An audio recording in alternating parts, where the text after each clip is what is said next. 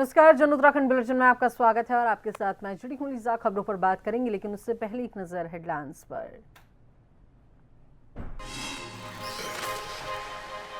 आज से कांवड़ यात्रा शुरू। हरिद्वार में अभेद्य सुरक्षा घेरे में शिव भक्त। चप्पे चप्पे पर 6000 जवान तैनात। उत्तरकाशी ऋषिकेश से भी जल भर रहे कांवड़िए।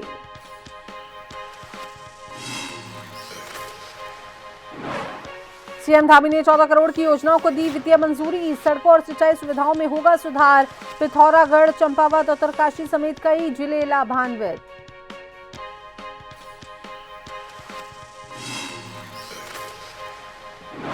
आय से अधिक संपत्ति मामले में देहरादून की स्पेशल कोर्ट का आदेश। कैबिनेट मंत्री गणेश जोशी को भेजा नोटिस। 3 सितंबर को पेश होने के निर्देश।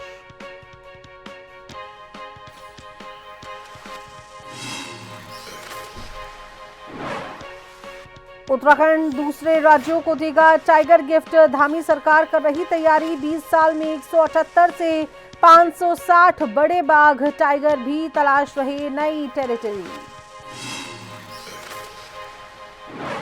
पहाड़ों में भारी बारिश की चेतावनी। बागेश्वर, रुद्रप्रयाग में स्कूल बंद। 3 जिलों में लैंडस्लाइड। यमुनोत्री हाईवे पर फिर मलबे से बाधित।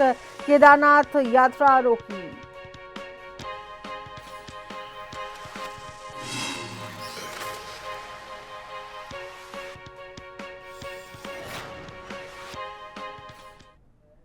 सावन मास के पहले दिन धर्मनगरी हरिद्वार शिव भक्त और आस्था से सराबोर नजर आई है। सुबह से ही कनखल स्थित दकेश्वर महादेव मंदिर सहित प्रमुख शिवालयों में जलाभिषेक के लिए श्रद्धालुओं की लंबी कतारें देखने को मिली। हर हर महादेव के जयघोष से पूरा जो मंदिर परिसर है वो गुंजायमान हो उठा। वहीं हर की पौड़ी और विभिन्न गंगा घाटों पर श्रद्धालुओं ने पवित्र गंगा जल भरकर कांवड़ यात्रा का शुभारंभ किया है। हजारों शिव भक्त गंगा जल लेकर अपने अपने गंतव्य की ओर रवाना हुए। भारी भीड़ को देखते हुए पुलिस और प्रशासन पूरी तरीके से मुस्तैद रहा तथा सुरक्षा, यातायात और श्रद्धालुओं की सुविधाओं पर विशेष निगरानी रखी गई।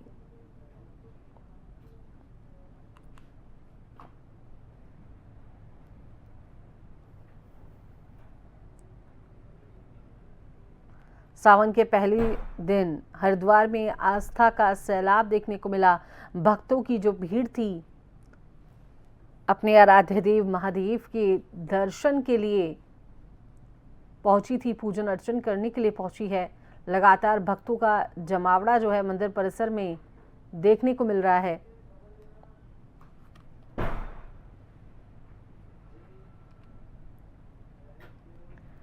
श्रावण मास के पावन अवसर पर कांवड़ मेले की सुरक्षित और सफल संचालन के लिए टिहरी पुलिस ने व्यापक सुरक्षा एवं यातायात प्रबंधन की तैयारियां पूरी कर ली हैं। श्रद्धालुओं की सुरक्षा, सुविधा और सुगम आवागमन को प्राथमिकता देते हुए जनपद के विभिन्न मेला क्षेत्रों और यात्रा मार्गों पर बहुस्तरीय सुरक्षा व्यवस्था लागू की गई है। वरिष्ठ पुलिस अधीक्षक श्वेता चौबे ने कैलाश गेट स्थित ओंकारानंद सरस्वती निलायम स्कूल में मेला ड्यूटी पर तैनात पुलिस एवं अधिकारियों कर्मचारियों की विस्तृत ब्रीफिंग करते हुए स्वभाव, अनुशासन, सतर्कता और शालीनता के साथ जिम्मेदारियों के निर्वहन के निर्देश दिए हैं।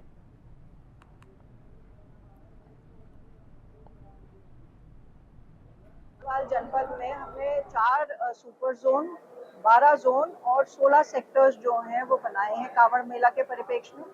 पर्याप्त संख्या में इसमें पुलिस बल की तैनाती की गई है, पीएसी की भी तैनाती है। उसके अतिरिक्त जो है इस बार हमें सीएपीएफ भी मिली है, तो आईटीबीपी की 2 प्लाटून जो है वो भी तैनात रहेगी। हमारे घाटों में सुरक्षा के लिए एसडीआरएफ की तैनाती है, साथ में जो है हमारे जल पुलिस व अन्य गोताखोर जो है वो भी तैनात रहेंगे। 4 खोयापाया केंद्र बने हुए हैं। 68 सीसीटीवी कैमरेज हैं जिनसे पूरी मुनीकी रेती क्षेत्र और तपोवन तक हमारा जो है वो मॉनिटरिंग रहेगा। इसके अतिरिक्त 2 ड्रोन जो है वो ऑपरेशनल रहेंगे।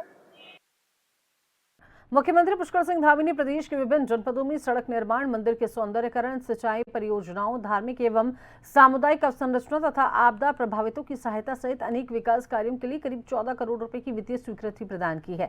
और इन स्वीकृतियों से विभिन्न क्षेत्रों में लंबित परियोजनाओं को गति मिलने के साथ ही स्थानीय लोगों को बेहतर आधारभूत सुविधाएं उपलब्ध होंगी। पिथौरागढ़ के विधानसभा क्षेत्र डीडीहाट की ग्राम पंचायत सिरड़ के नैनी पाताल से ग्राम पंचायत नागर इंटर कॉलेज तक सीसी संपर्क मार्ग निर्माण किए जाने हेतु लगभग जो है 85 लाख रुपए से अधिक जनपद चंपावत के विधानसभा क्षेत्र लोहाघाट में विकासखंड बाराकोट के स्वतंत्रता संग्राम सेनानी स्वर्गीय कल्याण सिंह अधिकारी के सम्मान में मूर्ति स्थापित किए जाने हेतु 32.49 लाख रुपए और विधानसभा क्षेत्र चंपावत के सिलागाड़ से कोट केंद्री तक संपर्क मार्ग का निर्माण किए जाने हेतु 40.53 लाख रुपए की धनराशि स्वीकृत किए जाने का अनुमोदन प्रदान किया गया है।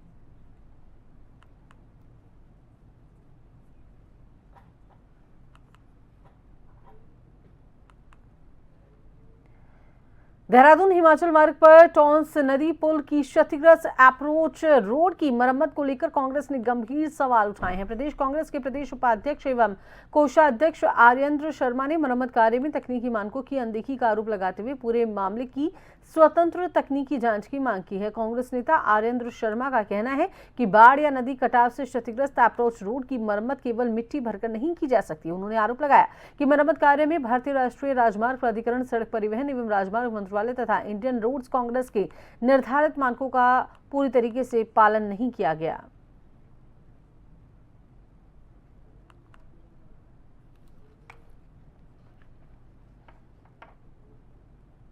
इस दूरबीन से वो विकास धड़ाम हो चुका है। जो विकास के मॉडल बड़े बड़े केवल प्रचार में मजबूत है। ये सरकार जो है, जो जमीनी हकीकत है, वो विकास का मॉडल इस दूरबीन से भी कहीं देखने को नहीं मिला। विकास गड्ढे में जाके मिला। ये बिना, वो भी एक पुल का हिस्सा है ना, इसकी बाकायदा आप एसओपी में गाइडलाइन, आप कभी उस पर जाएगा, आईआरसी की गाइडलाइन क्या है। अगर अप्रोच रोड को भी क्षतिग्रस्त होता है, उसके लिए मानक बने हुए हैं, बाकायदा स्टेप्स बने हुए हैं। इंटरनेशनल रोड कांग्रेस, केवल यही नहीं, कोई भी ब्रिज दुनिया में, कोई भी ब्रिज टूटेगा उसके लिए बाकायदा एसओपी बनी हुई है कि दोबारा खोलने के लिए क्या क्या मानक है उसके। वो कोई एक नहीं, छोटा सा पुल जहां पर जान माल की क्षति होती हो, वहां के लिए पूरा एक गाइडलाइन बनी हुई है।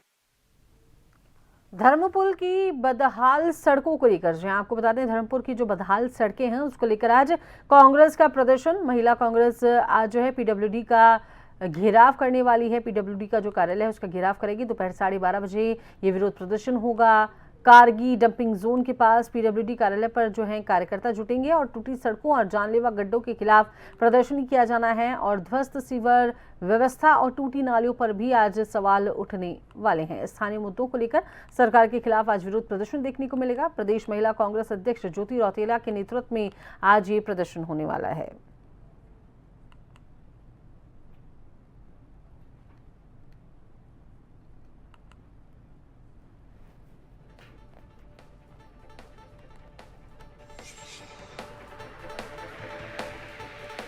महिला कांग्रेस आज पीडब्ल्यूडी कार्यालय का घेराव करने वाली है।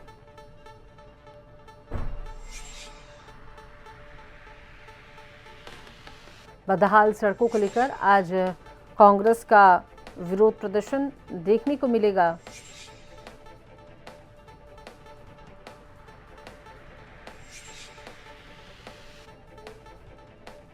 खबर पर विस्तार से जानकारी साझा करने के लिए हमारे साथ संवाददाता शैलेंद्र पांडे फोन लाइन पर हैं। शैलेंद्र, आज कांग्रेस का विरोध प्रदर्शन देखने को मिलने वाला है, क्या कुछ खबर को लेकर अपडेट है? बताते हैं कि एक तो बरसात के मौसम है और उत्तराखंड में पूरे प्रदेश के साथ देहरादून में भी लगातार बारिश हो रही है, जिसके कारण सड़कों का जो हाल है बहुत बेहाल है। हर जगह सड़कें टूटी फूटी है। इसको लेकर के आज महिला कांग्रेस के द्वारा पीडब्ल्यूडी का ऑफिस जो है डंपिंग जोन के पास, उसका घेराव करने आ जा रही है और सरकार से मांग कर रही है कि जो सड़कें हैं टूटी हुई है, इनके कारण जो आम आदमी को परेशानी हो रहा है, उसको देखते हुए उसका जल्द से निदान किया जाए। इसको लेकर के महिला कांग्रेस आज वहाँ पर धरना देने जा रही है और पीडब्ल्यूडी को चेताने जा रही है कि बरसात के मौसम में अगर गड्ढे रहते हैं, पानी भर रहते हैं, तो दुर्घटना होने की संभावना बनी रहती है। तो विभाग जगे और इन जो सड़कों के जो गड्ढे हैं इनको मुक्त करे। इसको लेकर के आज महिला कांग्रेस प्रदर्शन करने जा रही है। जी, बहुत शुक्रिया शैलेंद्र, तमाम जानकारी साझा करने के लिए, जुड़ने के लिए।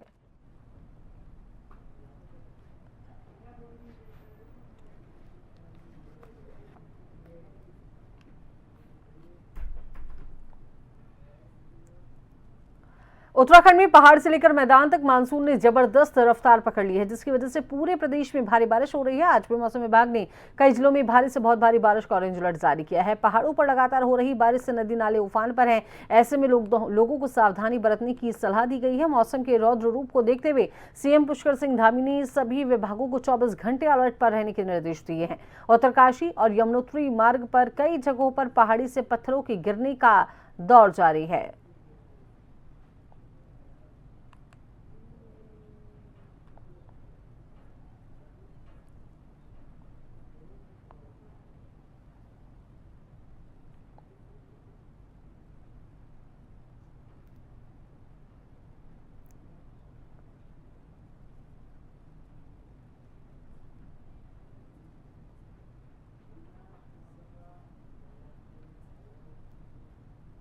तो वहीं खबर पर विस्तार से जानकारी साझा करने के लिए हमारे साथ संवाददाता रीना फोन लाइन पर है। रीना, क्या कुछ मौसम का हाल है, क्या कुछ खबर को लेकर अपडेट है? जी, आपको बता दें लीजा कि उत्तराखंड में पहाड़ों से मैदानों तक काफी ज्यादा बदलाव देखने को मिला है मौसम में। पूरे प्रदेश में अधिकांश जिलों में भारी बारिश का अलर्ट जारी किया गया है। वहीं देहरादून में येलो अलर्ट जारी किया गया है। पहाड़ों पर लगातार हो रही बारिश से नदी और नाले उफान पर हैं। हालांकि गंभीरता को देखते हुए बागेश्वर जिले के डीएम ने आज सभी स्कूलों और सरकारी संस्थानों, आंगनबाड़ी केंद्रों में छुट्टी का आदेश दिया है और 3 अगस्त तक प्रदेश के विभिन्न जिलों में भारी से बारिश होने की संभावना है। उधर हमारे उत्तराखंड के मौसम के अनुसार चारधाम यात्रा पर लगी अस्थायी रोक हटा दी गई है। गढ़वाल आयुक्त ने सभी जिलाधिकारियों को ये निर्देश जारी करते हुए बयान दिया है कि गुरुवार यानी कि आज 6 बजे चारधाम यात्रा को दोबारा शुरू कर दिया गया है। आगे कुछ दिनों तक 31 जुलाई से राज्य के अलग अलग जिलों पौड़ी, देहरादून, उत्तरकाशी, रुद्रप्रयाग, बागेश्वर और नैनीताल जैसे जनपदों में कहीं कहीं भारी बारिश हो सकती है और बिजली चमकने की समस्याएं हो सकती हैं। तो ये निर्देश दिए गए हैं प्रशासन के द्वारा कि अत्यंत अलर्ट पर रहा जाए सभी प्रशासनों को, बागेश्वर, रुद्रप्रयाग, चमोली के। इसके साथ ही सभी बंद सड़कें खोलने का आदेश दिया गया है। शासन ने आम जनता से ये अपील की है कि पर्यटन और चारधाम यात्रियों को अभी के लिए कुछ समय के लिए रोक दिया जाए और नदी नालों के उफान से बचने के लिए उन जगहों पर ना जाएं। शुक्रिया रीना, जानकारी साझा करने के लिए, जुड़ने के लिए।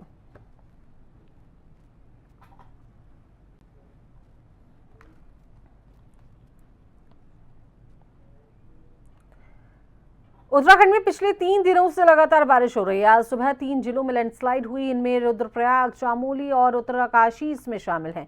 खराब मौसम को देखते हुए बागेश्वर और रुद्रप्रयाग में आज स्कूलों में छुट्टी घोषित कर दी गई है। यमुनोत्री हाईवे पर पालीघाट, दुर्बेल, बड़ियार और हनुमान चट्टी के पास भी मलबा और पत्थर आने से मार्ग बाधित है। रुद्रप्रयाग में केदारनाथ यात्रा पर भी फिलहाल असर इसका पड़ा है। सुरक्षा के मद्देनजर श्रद्धालुओं को सोनप्रयाग से आगे नहीं जाने दिया जा रहा। हरिद्वार के जिलाधिकारी मयूर दीक्षित के निर्देशन में मुख्य विकास अधिकारी डॉक्टर ललित नारायण मिश्र की अध्यक्षता में विकास भवन सभागार में ज्ञान भारत मिशन के प्रभावी क्रियान्वयन को लेकर बैठक आयोजित की गई है। बैठक में जनपद में उपलब्ध प्राचीन पांडुलिपियों के सर्वेक्षण, पंजीकरण, संरक्षण और डिजिटलाइजेशन को लेकर संबंधित विभागों को आवश्यक निर्देश दिए गए हैं। वहीं मुख्य विकास अधिकारी ने कहा कि ज्ञान भारत मिशन का उद्देश्य देश की प्राचीन एवं आधुनिक ज्ञान परंपरा का संरक्षण, दस्तावेजीकरण और डिजिटलाइजेशन कर इसे जन सुलभ बनाना है। उन्होंने सार्वजनिक एवं निजी पुस्तकालयों, शिक्षण संस्थाओं, धार्मिक स्थलों, आश्रमों, मठों और अन्य संस्थाओं में उपलब्ध दुर्लभ ज्ञान सामग्री का समयबद्ध सर्वेक्षण कराने के निर्देश दिए हैं।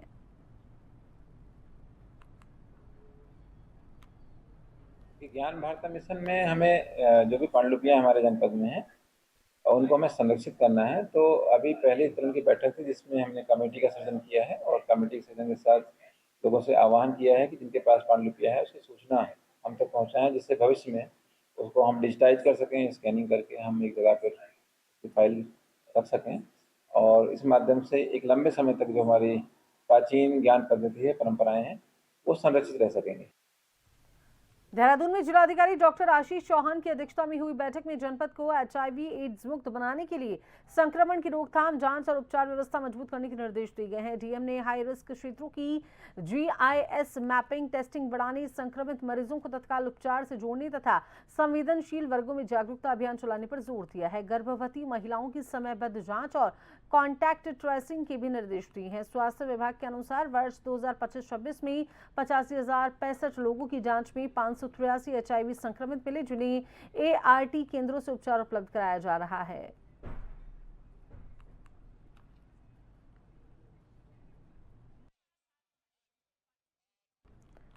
मुख्य सचिव आनंद वर्धन ने सचिवालय में 80वें स्वतंत्रता दिवस की तैयारियों की समीक्षा करते हुए सभी जिलों में भव्य आयोजन के निर्देश दिए हैं। उन्होंने आमजन की भागीदारी सुनिश्चित करने के साथ राज्य एवं जिला स्तरीय खेल प्रतियोगिताएं, रक्तदान शिविर, मैराथन, साइकिल एवं बाइक रैली, वृक्षारोपण, जल संरक्षण अभियान तथा पुलिस, सेना, अर्धसैनिक बल और NCC बैंड के संगीतमय कार्यक्रम आयोजित करने को कहा है। 15 अगस्त को मुख्यमंत्री परेड ग्राउंड देहरादून में सुबह 10 बजे ध्वजारोहण करेंगे, जबकि सचिवालय में सुबह 9 बजे और अन्य जिलों में सुबह 9:30 बजे ध्वजारोहण होगा। 14 और 15 अगस्त को प्रमुख चौराहों पर देशभक्ति गीत प्रसारित किए जाएंगे।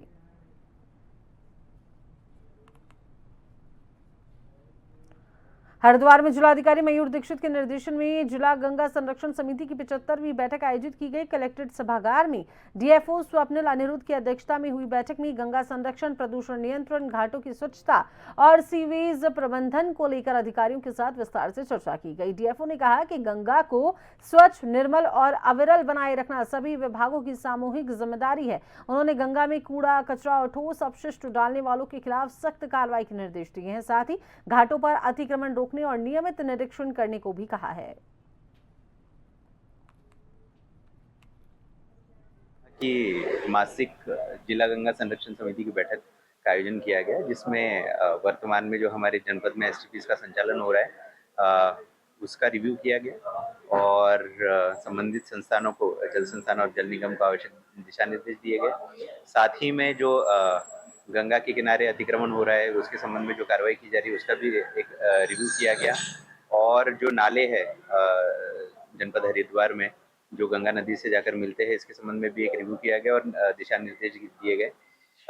लगातार जो जनपद में प्लास्टिक पर अतिक्रमण, चाहे वो नगर निगम द्वारा या और किसी संस्था द्वारा की जा रही है, उसकी भी समीक्षा की गई और आवश्यक दिशा निर्देश इस बैठक में दिए गए। उत्तराखंड उच्च न्यायालय ने लोक निर्माण विभाग के सेवानिवृत्त इंजीनियर पर आय से अधिक संपत्ति अर्जित करने की शिकायत के मामले में राज्य सरकार को 2 सप्ताह के भीतर याचिकाकर्ता को विजिलेंस जांच की वर्तमान स्थिति बताने के निर्देश दिए हैं। देहरादून निवासी जितेंद्र सिंह ने जनहित याचिका दायर कर आरोप लगाया कि उन्होंने 11 अक्टूबर 2023 को विजिलेंस में शिकायत दी थी, लेकिन अब तक जांच की प्रगति की कोई जानकारी नहीं मिली है। RTI के तहत मांगी गई सूचना भी धारा 24 का हवाला देकर देने से इनकार कर दिया गया है। मामले की सुनवाई मुख्य न्यायाधीश मनोज कुमार गुप्ता और न्यायमूर्ति सुभाष उपाध्याय की खंडपीठ ने की।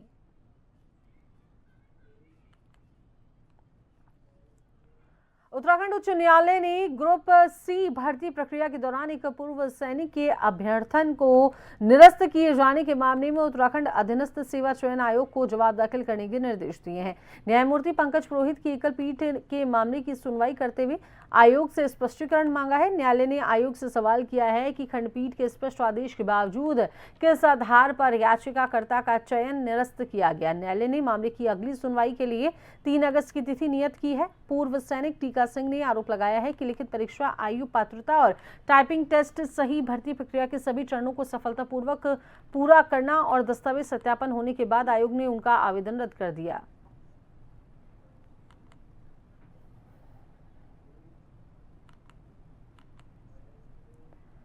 विजिलेंस टीम द्वारा तहसील के 2 कर्मचारियों को रिश्वत लेने के आरोप में गिरफ्तार किए जाने के विरोध में राजस्व कर्मचारियों का प्रदर्शन बुधवार देर रात तक जारी रहा।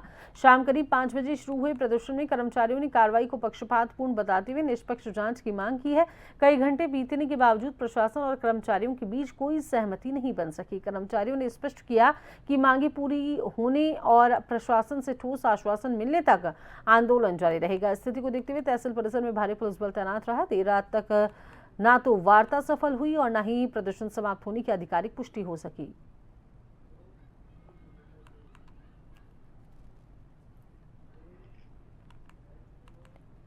रुड़की में बीएसएम शिक्षण संस्था को लेकर एक बार फिर विवाद गर्मा गया है। भारतीय ब्राह्मण समाज के लोगों ने संस्था पर एक परिवार विशेष के कथित कब्जे का आरोप लगाते हुए ज्वाइंट मजिस्ट्रेट को ज्ञापन सौंपा है। भारतीय ब्राह्मण समाज के पूर्व अध्यक्ष सतीश शर्मा के नेतृत्व में समाज के कई लोग ज्वाइंट मजिस्ट्रेट कार्यालय पहुंचे और बीएसएम शिक्षण संस्था के संबंध में ज्ञापन सौंपा। ज्ञापन में आरोप लगाया गया कि करीब 92 वर्ष पुरानी बीएसएम रजिस्टर्ड सोसाइटी को कथित रूप से एक परिवार विशेष द्वारा बीएसएम चैरिटेबल ट्रस्ट में बदल दिया गया है, जिसकी निष्पक्ष प्रशासनिक जांच कर कार्रवाई की जाए। वहीं दूसरी ओर बीएसएम शिक्षण संस्था की ओर से एडवोकेट रजनीश शर्मा ने सभी आरोपों को निराधार बताते हुए कहा कि संस्था के खिलाफ सुनियोजित तरीके से भ्रम फैलाया जा रहा है।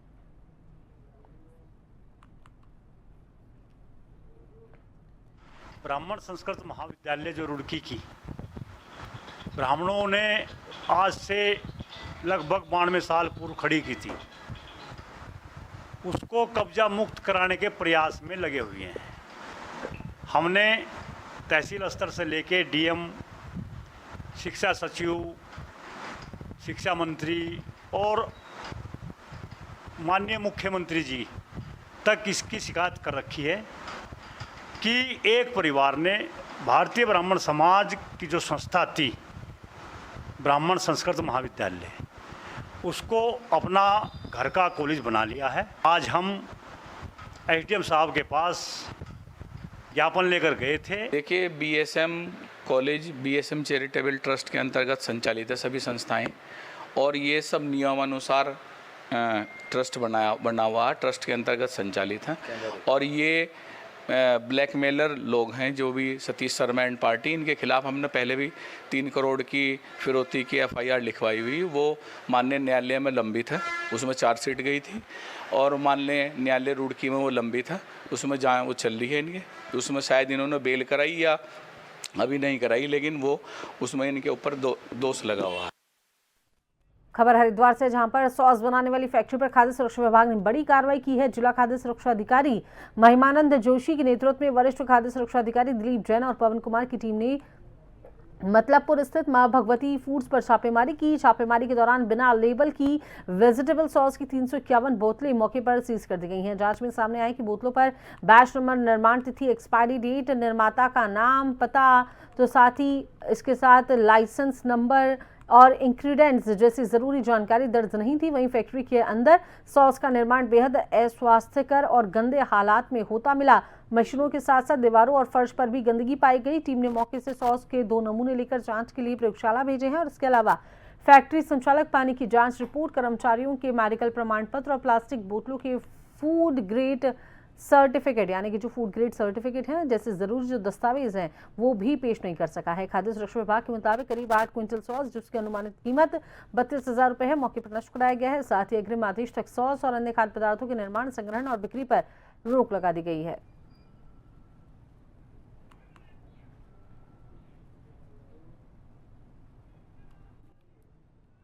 तो राजकीय स्नातकोत्तर महाविद्यालय बाजपुर में छात्राएं आज भी मूलभूत विषयों के अभाव से जूझ रहे हैं। छात्रों का कहना है कि 2021 से लगातार सरकार, शिक्षा मंत्री और शिक्षा निदेशालय और महाविद्यालय प्रशासन को लगातार ज्ञापन सौंपे जा रहे हैं, लेकिन अब तक केवल आश्वासन ही मिले हैं। छात्रों के अनुसार महाविद्यालय में आज भी भूगोल, अर्थशास्त्र, गृह विज्ञान और शिक्षा शास्त्र जैसे महत्वपूर्ण विषय संचालित नहीं हो रहे हैं। विषय संयोजन की समस्या के कारण हर वर्ष बड़ी संख्या में छात्राएं प्रवेश लेने से वंचित रह जाते हैं, जबकि कई सीटें खाली रह जाती हैं। उन्होंने सरकार से मांग की है कि छात्रों के भविष्य को ध्यान में रखते हुए जल्द से जल्द आवश्यक विषयों की स्वीकृति प्रदान की जाए, ताकि क्षेत्र के विद्यार्थियों को बेहतर शिक्षा का अवसर मिल सके।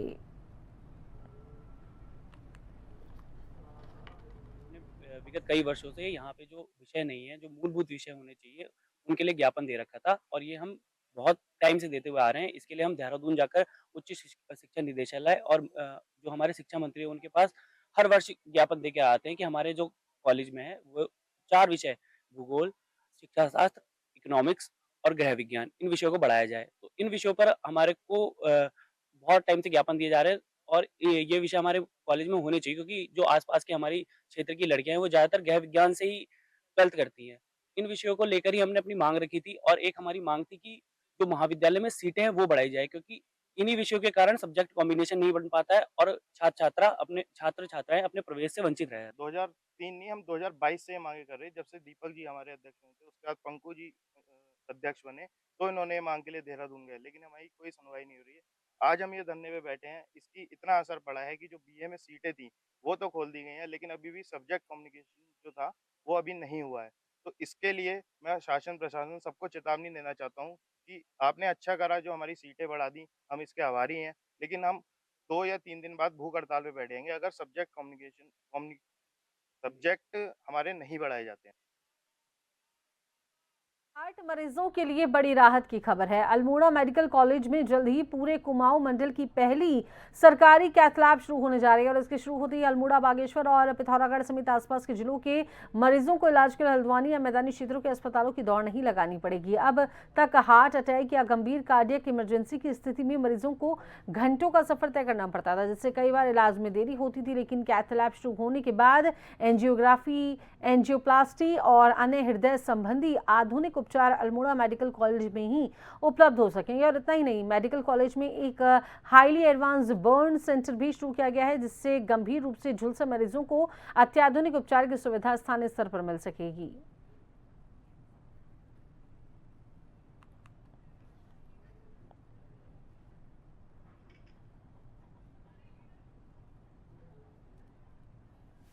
यहाँ पे पूरे इस रीजन में, पहाड़ वाले रीजन में जो है कहीं पे भी जो है कैथ लैब नहीं है, तो अभी सरकारी उसमें जो है कहीं पे भी स्टार्ट नहीं हुई है। तो प्राइवेट में तो है, पर सरकारी मेडिकल कॉलेजों में अभी यहाँ पे जो है अगर स्टार्ट हो जाता है तो इससे जो है जो यहाँ का जो पेशेंट है, जिनको भी किसी को अगर सडनली हार्ट अटैक आ गया, कोई कार्डियक प्रॉब्लम्स है, इस तरह के जो केसेज होंगे, उन जिनके लिए कि पेशेंट को दिल्ली या दूर दराज जाना पड़ता था, वो सारी सुविधाएं जो है अल्मोड़ा मेडिकल कॉलेज में जो है मिलना शुरू हो जाएंगी। हरिद्वार में कांवड़ यात्रा के बीच उस समय विवाद की स्थिति बन गई जब खुद को एक्स मुस्लिम बताने वाले कुछ लोग गंगा जल लेने और हवन यज्ञ में शामिल होने के उद्देश्य से हरिद्वार पहुंचे। इस दौरान रोड धर्मशाला में आयोजित धार्मिक कार्यक्रम पर आपत्ति जताए जाने के बाद माहौल गर्मा गया। सूचना मिलने पर पुलिस और खुफिया एजेंसियां भी मौके पर पहुंची। सभी पक्षों से शांति और व्यवस्था बनाए रखने की अपील की गई। इसके बाद संबंधित समूह ने अपना कार्यक्रम दूसरे आश्रम में स्थानांतरित कर दिया। समूह का कहना है कि उनका उद्देश्य विश्व शांति और सामाजिक सौहार्द की कामना के साथ कांवड़ यात्रा करना और गंगा जल लेकर गाजियाबाद स्थित डासना पीठ में भगवान शिव का जल अभिषेक करना है। वहीं पूरे घटनाक्रम के दौरान पुलिस स्थिति पर नजर बनाए रही और किसी भी प्रकार की कोई अप्रिय घटना नहीं होने दी।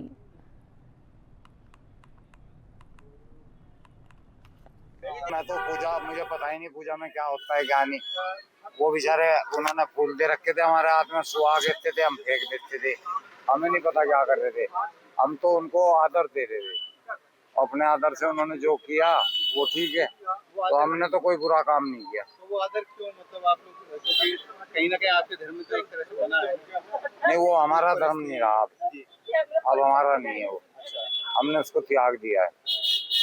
अब हम सिर्फ मुसलमान हैं, इस्लामिक नहीं है। इन दोनों में अंतर है। हाँ, हम मुरीद हैं, मुर्तद हैं, जो कि इस्लाम का ही एक हिस्सा है। जहाँ हमने कार्यक्रम किया उस कमेटी का आपसी मतभेद, तो उनका कहना ये था आपने सचिव को बताया, अध्यक्ष को नहीं बताया, अध्यक्ष बड़ा होता है, तो वैधान किसी का नहीं है। यह अखंड शिव यज्ञ है। आज श्रावण मास के पहले दिन गुरु पूर्णिमा के दिवस पर एक्स मुस्लिम अनिसा बानो जी ने शुरू किया है, और इसलिए अखंड शिव यज्ञ शुरू उन्होंने किया है कि दुनिया में शांति रहे, अमन रहे, चैन रहे, प्रेम रहे, सौहार्द रहे, और पूरी दुनिया में भारत विश्व गुरु बनकर के उभरे।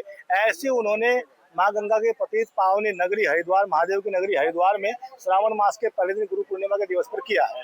यह अखंड शिव यज्ञ उन्होंने इसलिए भी किया है क्योंकि वो 3 तलाक और हलाला से पीड़ित हैं, तो उनके जो बच्चे हैं उनके पति के पास राजस्थान में हैं।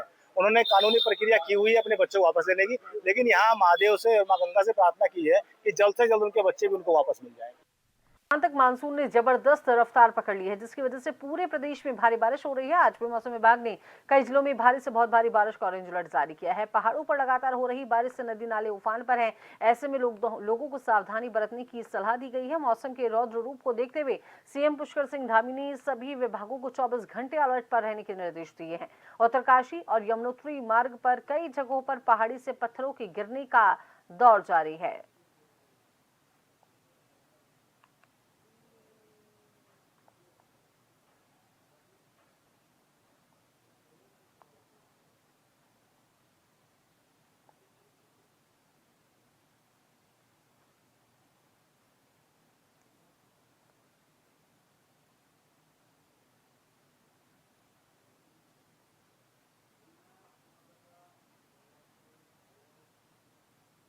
तो वहीं खबर पर विस्तार से जानकारी साझा करने के लिए हमारे साथ संवाददाता रीना फोन लाइन पर है। रीना, क्या कुछ मौसम का हाल है, क्या कुछ खबर को लेकर अपडेट है?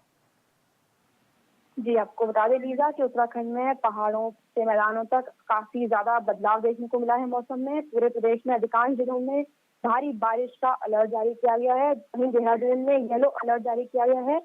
पहाड़ों पर लगातार हो रही बारिश से नदी और नाले उफान पर हैं। हालांकि गंभीरता को देखते हुए बागेश्वर जिले के डीएम ने आज सभी स्कूलों और सरकारी संस्थानों, आंगनबाड़ी केंद्रों में छुट्टी का आदेश दिया है और 3 अगस्त तक प्रदेश के विभिन्न जिलों में भारी से बारिश होने की संभावना है। उधर हमारे उत्तराखंड के मौसम के अनुसार चारधाम यात्रा पर लगी अस्थायी रोक हटा दी गई है। गढ़वाल आयुक्त ने सभी जिलाधिकारियों को ये निर्देश जारी करते हुए बयान दिया है कि गुरुवार यानी कि आज 6 बजे चारधाम यात्रा को दोबारा शुरू कर दिया गया है। आगे कुछ दिनों तक 31 जुलाई से राज्य के अलग अलग जिलों पौड़ी, देहरादून, उत्तरकाशी, रुद्रप्रयाग, बागेश्वर और नैनीताल जैसे जनपदों में कहीं कहीं भारी बारिश हो सकती है और बिजली चमकने की समस्याएं हो सकती हैं। तो ये निर्देश दिए गए हैं प्रशासन के द्वारा कि अत्यंत अलर्ट पर रहा जाए सभी प्रशासनों को, बागेश्वर, रुद्रप्रयाग, चमोली के। इसके साथ ही सभी बंद सड़कें खोलने का आदेश दिया गया है। शासन ने आम जनता से ये अपील की है कि पर्यटन और चारधाम यात्रियों को अभी के लिए कुछ समय के लिए रोक दिया जाए और नदी नालों के उफान से बचने के लिए उन जगहों पर ना जाएं। शुक्रिया रीना, जानकारी साझा करने के लिए, जुड़ने के लिए।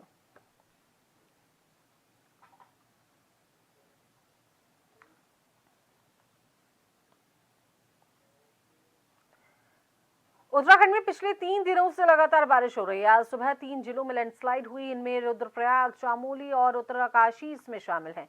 खराब मौसम को देखते हुए बागेश्वर और रुद्रप्रयाग में आज स्कूलों में छुट्टी घोषित कर दी गई है। यमुनोत्री हाईवे पर पालीघाट, दुर्बिल, बड़ियार और हनुमान चट्टी के पास भी मलबा और पत्थर आने से मार्ग बाधित है। रुद्रप्रयाग में केदारनाथ यात्रा पर भी फिलहाल असर इसका पड़ा है। सुरक्षा के मद्देनजर श्रद्धालुओं को सोनप्रयाग से आगे नहीं जाने दिया जा रहा।